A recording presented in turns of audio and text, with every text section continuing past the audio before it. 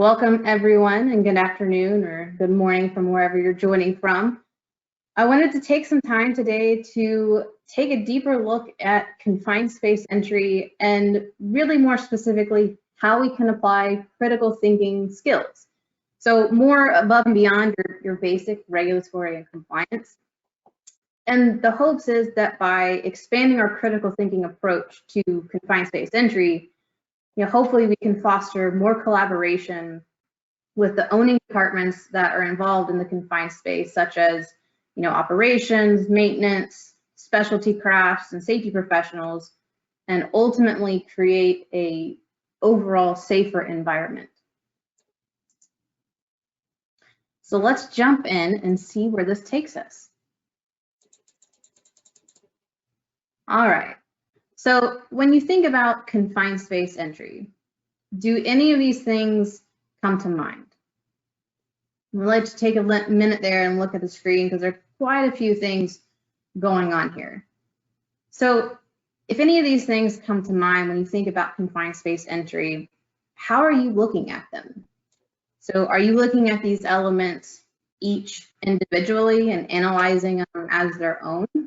Or are you looking at them all together as part of the total space? Okay, so now that I got your wheels turning, let's start with some fundamental applications. Some of the most common things we might consider when we think about confined space entry is lockout, tagout, gas detection, ventilation, and our PPE, right? Let's break it down a little bit more. So when we think about energy isolation, our basic compliance drives to isolate the space, but what type of critical thinking questions can we ask ourselves? So how about we ask, how is our isolation being executed? Is it by blinding? Is it with a line break? Is it a double block and bleed? Hey, and guess what? In addition to that, sometimes there may be radiation sources that also need to be isolated. So we want to get our wheels turning and think about what's going on and not only making sure that we have everything isolated, but how we're doing it and how that's going to affect the work scope of the job being done. So let's take the same approach for gas detection measurements, right? So what gas detection tools should be used to assess a space? What do we have available to us? Well, maybe we have a direct read multi-gas meter that's going to give us a couple of different gases such as O2, LEL, H2S, some of the more common ones. But what if, for example, you have let's just say an amine knockout drum that you're testing, and you only have on hand a 4-gas meter that gives you, oxygen, LEL, CO, and some VOCs. Well, we might want to think about pulling an amine Draeger tube because we know that there is amine in the process, and our direct read multi-gas instrument may not be sufficient enough to give us all adequate samples for the space. So same thing on respiratory and respiratory protection and PPE. What is going to drive us to make those type of choices? Well, we really want to look at not only what you detected from your assessment, but what is your work scope? What are you dealing with inside the space? So for example, if we're dealing with refractory, we might be dealing with arsenic and silica. We're hydroblasting, that might drive us to have some face shields and some other different, type of water resistant and chemical resistant slicker suits, PPE, and same thing goes for chemicals, right?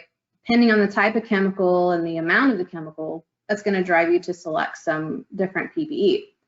And we also want to take it a bit further into welding. So welding is going to be a very common work scope that we see done inside of a confined space. But we want to ask the question, well, what type of welding are we doing? We have a MIG, TIG, we arc gouging, grinding, stick welding. There are a lot of different elements and variations that can go into that work scope. And it's important that we take that kind of critical thinking approach to make sure we're assessing the whole space together.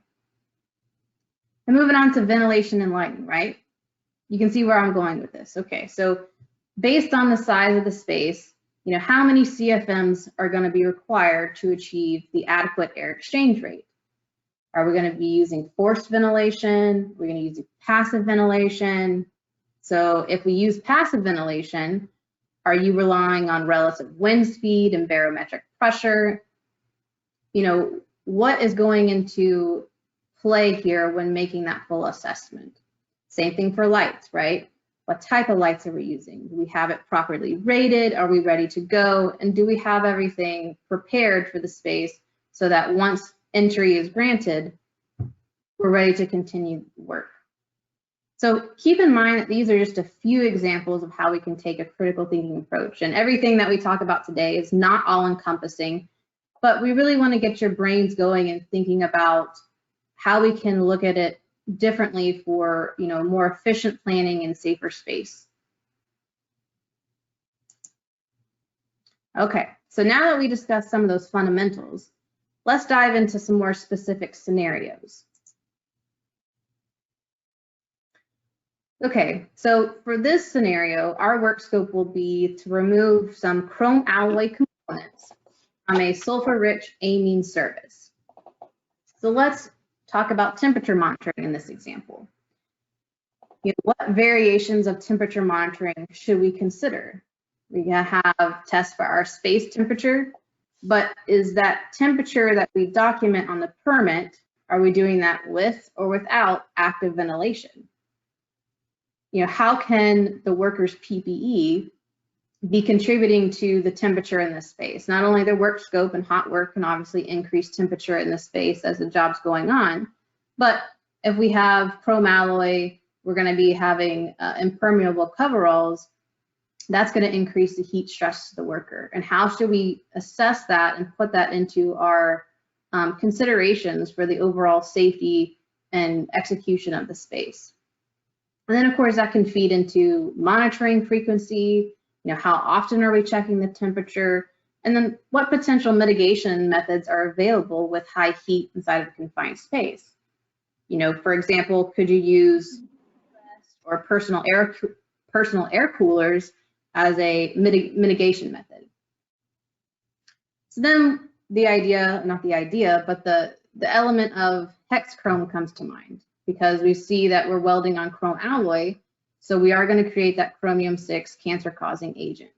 So with that agent, what is that going to drive us to do for this space? Well, we know we're going to have to create a barricade, and now we're going to have a, you know, danger chromium-6 cancer hazard sign. That's going to drive us to have some full body disposable coveralls and maybe some neoprene or nitrile gloves, because we have to protect against skin contact when dealing with hex chrome. So now that we know we're dealing with hex chrome and we're going to have to provide several different elements of protection, maybe we ask ourselves, do we have enough inventory on hand to protect the workers? And then we should probably continue to ask, you know, what about proper decon areas? Are we prepared and set up and ready to go for that? So then what about using breathing air when we protect against these hazards? You know, are we checking and verifying the grade quality of the air, and how are we doing so? There might be several different methods, such as relying on the manufacturer's verification. Maybe you check there on site. And again, just aligning with your work process to make sure that it's clear and communicated who has that responsibility and how you're documenting it for your space. And of course, we can say the same for rescue, right? We know that every confined space requires rescue plan, but above and beyond that, do we have all the proper equipment to go along with it? Or do we have everyone's training up to date? Are they certified, ready to go? Is it going to be a standby team there on the space? Or is it going to be a standby team in a local proximity area that you will, you know, call in the event of an emergency? So some other things that you might want to think about too with sulfur-rich amine service is when you do hot work in these type of services, you might also see an increase in sulfur dioxide or SO2. So you might want to consider, do we need to increase monitoring there, or maybe even welding with a a rod flux from welding, you can create some other additional chemicals as well. So just want to try to get you thinking about different elements when you assess your confined space. Well, Rebecca, you've actually got people thinking. I've got my first question that came in. Would you like them now or would you like to hold off? Yeah, please interject. Thank you, Ryan. So the question that came in is, what is the action level for hexachrome? That is a great question. So the action level for hexachrome is 2.5 micrograms. And I believe that's on an 8-hour TWA. You can find more information in the OSHA 1910-1026. So the PEL, so the action level is 2.5 micrograms, and then the PEL, or the permissible exposure limit for hexachrome, will be 5 micrograms. Okay, thank you. Awesome, thank you, Ryan. All right, let's see. Okay, so let's move on to a different scenario. In each of these scenarios, again, they're not all encompassing, but I wanted to take the opportunity to highlight a few different things that you might want to consider. So in this scenario, let's say that we are going to, remove and replace refractory inside of a regenerator that has internal cyclones as well. So now we have another layer of complexity. We have an internal fall hazard, and we might want to be asking, okay, what will our initial mitigation methods be? And at what time during entry are we going to execute those? And how will it be carried out throughout the job, right? So there are a couple different options you can take. Are we barricading it? Are we covering it? With the fall hazard, do we need to have internal anchor points for our self-retracting devices? We might have to order some additional slings and SRDs. And what is our escape and rescue plan? Because you're going to be a confined space within a confined space kind of scenario. So you might want to be thinking about those elements too, and that you have your plan ready and prepared to go. So we're back to the refractory comment that I made earlier, and now we know that we're going to be dealing with arsenic and silica concerns. So what warning signs and mitigations are we going to need?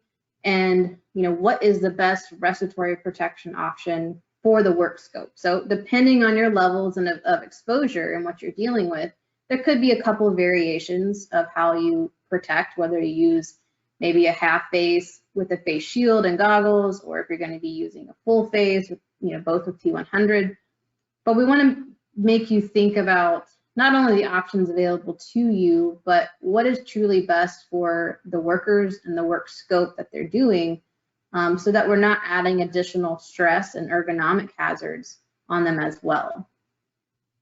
Same thing with multi-layer permitting. So this is something that comes up a lot more frequently than I think people realize. So a lot of times you have a confined space within a confined space, and there's not a ton of guidance, from our regulatory agencies on this type of topic.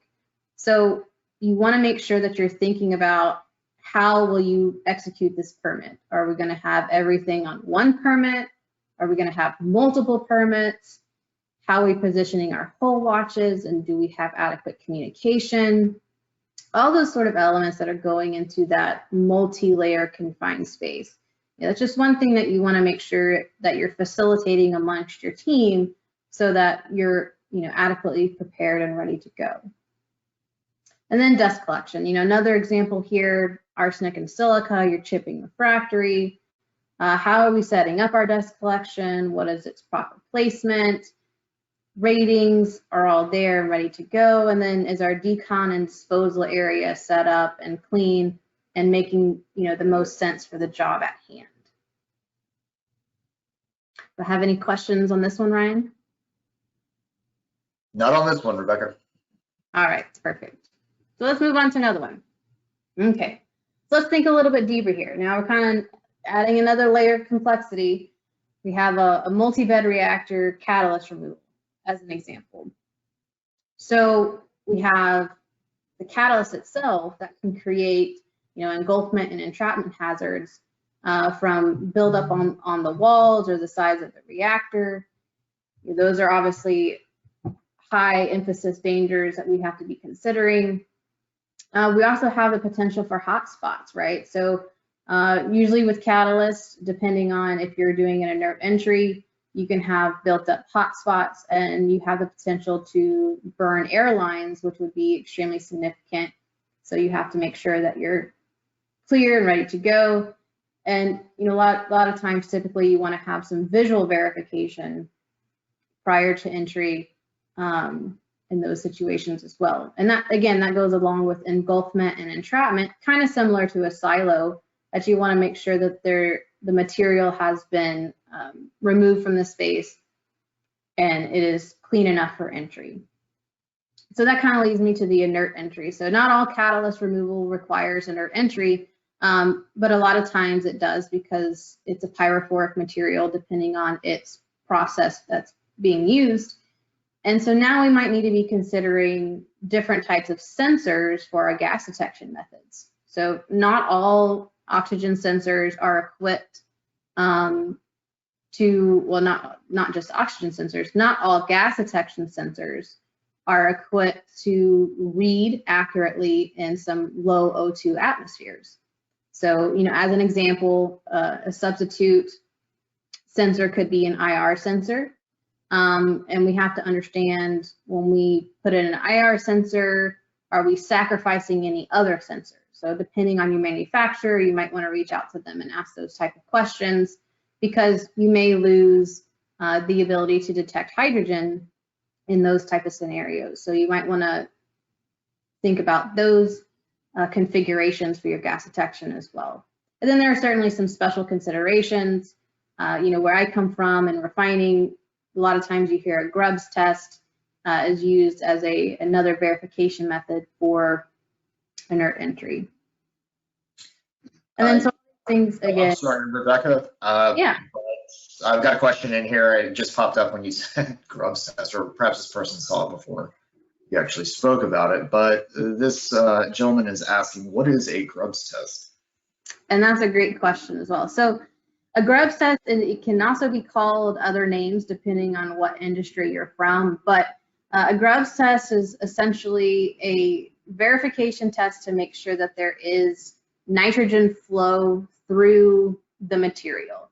So in this example for catalyst is essentially a way to make sure that there is no what we would call a crust or like a hardening of the catalyst that's preventing the nitrogen from breaking through. And because if it is not going through, then that creates hot spots and other dangerous situations. So essentially it's just a verification to make sure you have full nitrogen flow through your process and that you're getting the full effect of inert and then reducing your pyrophoric or flammable material for that space. But thank you, that's a great question.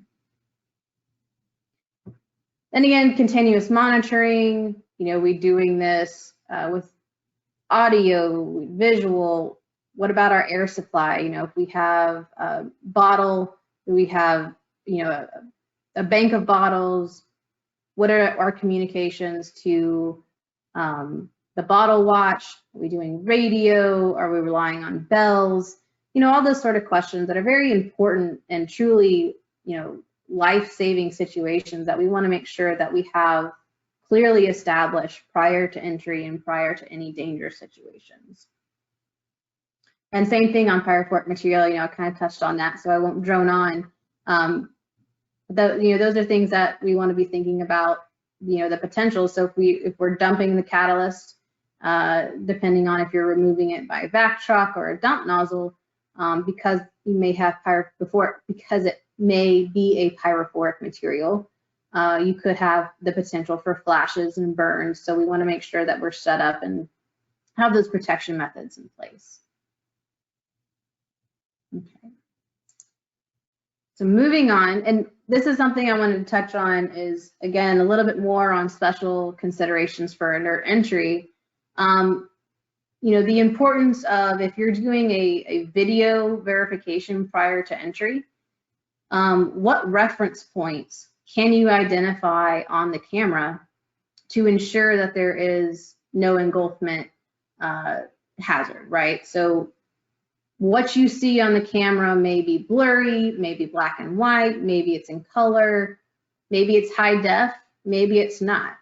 But those are things that you want to be prepared for, because you are going to be making an assessment for safe entry into the space. And so you might want to get with your engineers or process unit specialists and have a reference point inside your reactor or whatever vessel you're entering to make sure you can say, okay, I'm going to measure catalyst up against a tangent line or maybe a TI, something that you can visually see. Just those sort of questions, and again, planning process for inert entries, because they are such a dangerous entry in the confined space world. Okay. Any questions there? None on that one, Rebecca. All right, thanks, Ryan. Okay, moving on. So here's another example. Acid service. So acid service, typically uses metallurgy that is resistant to corrosion. So a couple of unique metals outside of your, stainless steel, galvanized steel sort of metals you typically think of. And so, for example, Monel and Hastelloy, which can be used in acid service, when you weld on those or have hot work, you are actually producing nickel. So when you're producing nickel, you might want to ask, do we have the proper protection measures in place? Do we need additional sampling to be done? Those sort of questions, right? There can also be corrosive residue and scaling on those metals from that acid service. So once you cleared out the acid and you're going into that confined space for inspection, there could be residual acid and scaling on those metals that can create a hazard. So you want to be prepared to not only expect that should it exist, but how are you going to deal with it, and how are you going to protect against those exposure hazards? Chemical resistant PPE. So this is something that, I think a lot of us see, but maybe we don't think too much about. Obviously, the level of detection and the corrosiveness of the acid that was present in the process prior to will drive you to kind of make that selection. But there are a lot of different materials out there that are, chemical resistant PPE. So you might want to be asking, well, what is truly the best one for this job or for this process? Because you can have nitrile, neoprene, PVC, several different ones, right? So you might want to think about, breakthrough time. So for example, in some alkylation units, like where I come from in refining, you have hydrofluoric acid, and what we would talk about and look at would be the breakthrough time of HF acid on the gloves, and that would determine, give us a signal of which one would give us the best protection for the amount of acid we had in the unit. Just those type of questions, right? Those are things you want to consider. And what type of additional heat stress and weight is that chemical resistant PPE adding to your worker? Another thing there is dexterity, right? So if you're in, full hazmat suit, your dexterity is severely restricted and limited. And we want to make sure that we understand what the workforce is going through in those moments so that we can give them the best protection possible and support possible in those spaces. pH testing, of course, we have to do that for skin contact. I mean, we're going to pH test the metal in the manways to protect against acid burns. And then lastly, we want to make sure that we get with, again, our process specialists and engineers to see if there may be any byproducts that we need to be considering. So again, I'll use the hydrofluoric acid alkylation unit as an example, where in that process, cyanide was created as a byproduct. So it may not be the primary hazard that we're thinking about when we assess that unit, because we're thinking about the hydrofluoric acid, but it should be on our minds that these byproducts are created. Do we need to increase our measurement methods and our mitigation methods to assess and protect against those hazards as well? Any questions? None on this one, Rebecca. Great. Okay, so here's another one. So depending on what industry you come from, most industry has tanks, right? So let's just take let's take an internal maintenance on a geodesic dome roof. What other challenges should we be considering here, thinking about? Well, we talked about some ergonomic challenges earlier. What type of mobility do we have when all the PPE is done and ready to go?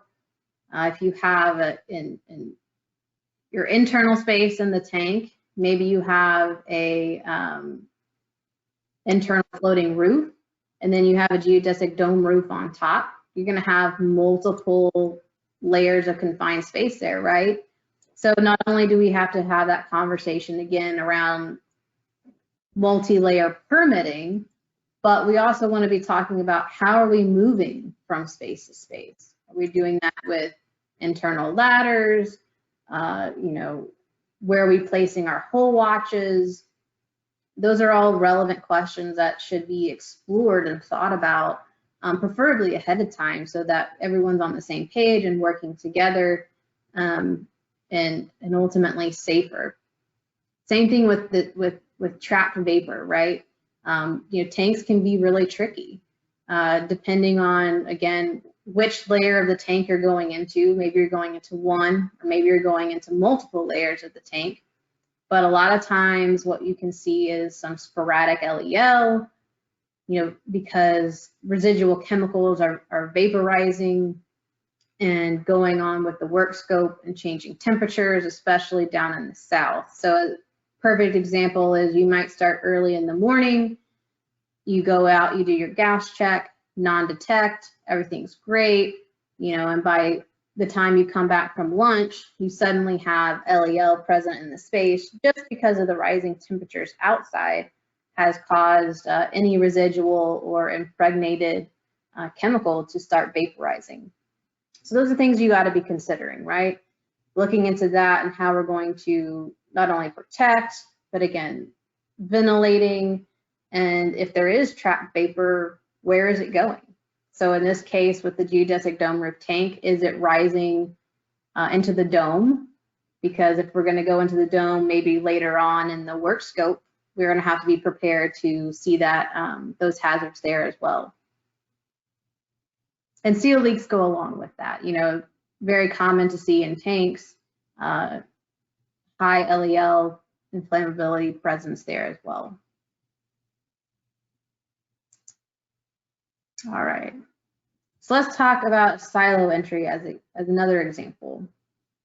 So silos are not my particular background, but we can still apply the same sort of critical thinking approach, right?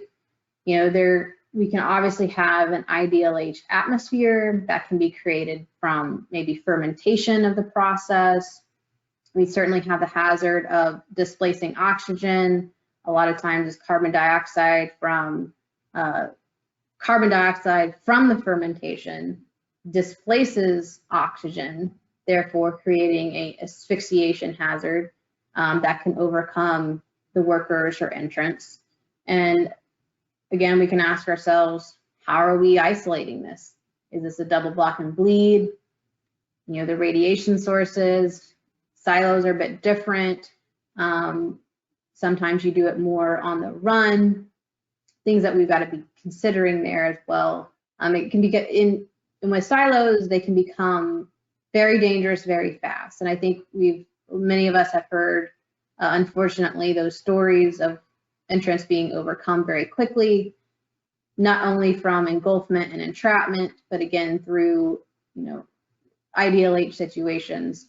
So it's something that you want to be considering, and that can also play into your rescue plans. Every rescue is time sensitive, but especially when you have an engulfment and entrapment situation. Not only is it time sensitive, but it's very dangerous for your rescuers as well. So you want to make sure that you're fully prepared and have really had that time to take the critical thinking approach ahead of time before you get into too dangerous of a situation. Fumigate chemicals are something that are very relevant in silos, right? So, you might need a specialized gas detection in this situation, and that would, again, drive your PPE consideration. So what works best in oil and gas may not work best for the silo entry. So you want to make sure that you're analyzing each and every one of those elements with the respect it deserves. It's not a one size fits all, and that's where we want to, again, take this critical thinking approach. Is one confined space entry plan doesn't necessarily apply to another. Each of them have unique hazards that should be thought about and explored. Combustible dust is something else very relevant for silos. And again, you want to make sure that you have the proper monitoring, you're monitoring frequently enough, checking it, and what is your overall mitigation and response plans should your dust start to create a flammable atmosphere. Have any questions, Ryan? Not on silo entry, Rebecca. Awesome. All right.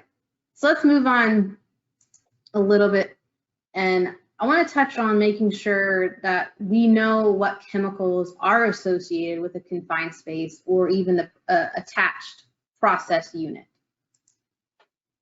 So first, you may want to ask, what are the types of measurement methods accessible to me? What tools do I have? And depending on the concentration of the hazardous substances detected, what do we need? Sometimes you might need a fixed gas detector in an attached nearby process unit. You need a gas chromatograph. You might need an area, or in our case, we call them an X zone. We might need, an area detection. We may need a specialty personal gas detection. The list is endless, but you want to make sure that you have, or at least you understand what measurement tools are available to you and how to use them to assess the hazardous concentrations, so you know what you're dealing with, especially when it comes to confined spaces. And then based on those capabilities and technology of the monitors that you do have on hand, then you can take that further to customize, your calibration, your stels, alarm points, timers, and so on. Again, to give you a safer confined space, because it will be customized to your unique hazards. So now that we've identified your measurement tools, what else should you be considering? We want to make sure we get a full representation of the space, taking samples in the low level, the mid level, and the high level of the space, because some elements are heavier than air and some are lighter than air, right? We can also think about the vapor pressure, flash point, and if any color or odor is associated with the chemical.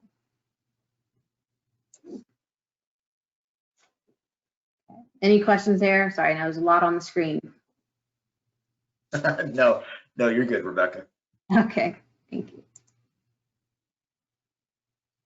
So another consideration for your measurement tools is understanding how they can work for you and how they can ultimately help you manage your risk, right? So we don't have to just put a gas detector in hand, go out and assess the space and write it down on a piece of paper and walk away.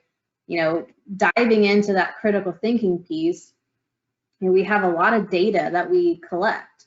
And the question should be, do we understand how to use the data that we have? And are we using it for risk assessment and our safety management? Is it showing us leading indicators? Is it showing us lagging indicators? There are a lot of opportunities for us to dive into that data. And again, these life-saving technologies have really become very useful not only for your hazard assessment, but for your overall safety and management programs.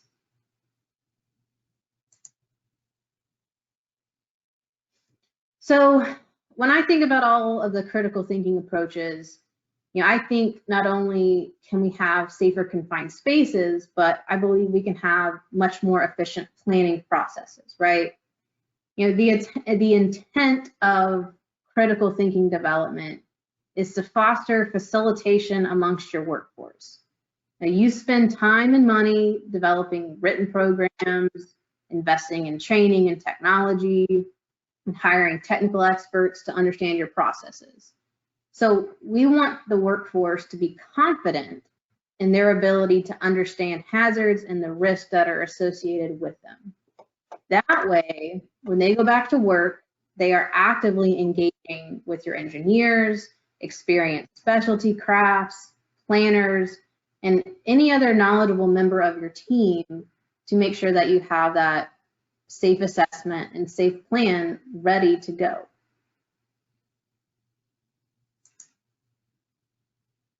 So let's go a bit further beyond the confined space for a sneak peek at our next Bridging the Gap Critical Thinking webinar that will be in June, by the way. Oh, hey, Rebecca, before you jump into the next planned webinar, I did have a question pop up. You want to handle it now? Absolutely. All right. The question comes in, how can I find the vapor pressure of a chemical? Okay, so how can you find vapor pressure of a chemical? Great question. So any chemical that is produced and compliant with the global harmonization standard should have a safety data sheet, or SDS, and I believe you can find it in section 9. I might be saying that number, but it will tell you all those details. But something else that's actually great, and since you asked the question, Draeger actually has available on our website or on an app. It's called Draeger Voice, and you can go and input your chemical there, and it'll actually not only tell you your vapor pressure, it'll tell you your LEL, your lower explosive limit, your upper explosive limit of that chemical, and it'll actually tell you all in one place your exposure limits, whether it be a PEL from OSHA, a TLV from ACGIH, or NIOSH, all in one place. So we actually have all 3 of those agencies, if you will, in one place in the Draeger Voice app or on website, and you can access them all in one spot instead of having to hodgepodge around from a couple of different agencies to get that data. But that's a great question. Okay, and that is, it looks like our last question for the moment. Okay, great. So a little bit beyond the confined space, in gas detection competency, gas detection competency is vital not only to your confined space entry, but to your entire safety process and management plan, right? So next time, to get your wheels turning, we're going to dive into a critical thinking approach to the limits of gas detection. And for example, you can touch on, the types of monitors and functionality.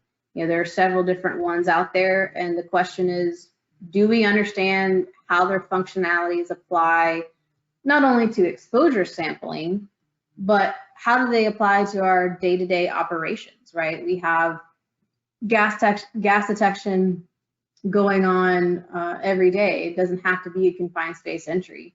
So do we understand how they apply?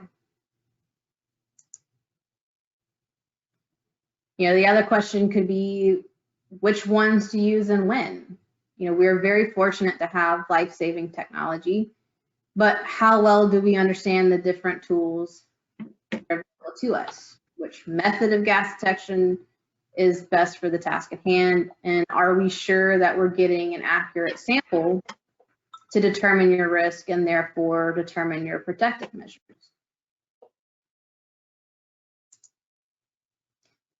And what about understanding the limits of gas detection altogether, and how should we approach them? There are several different limits that do exist. And they're not necessarily a bad thing. You just have to understand what you're working with so that you can have an ultimately safer environment.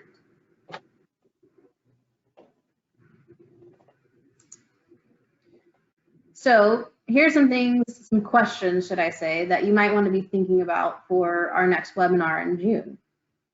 What would you do if the audible alarm is difficult to hear and the flashing lights are difficult to see? Or you can ask the question, you know, if a monitor has been dropped in the mud, what checks should be done before returning it to service?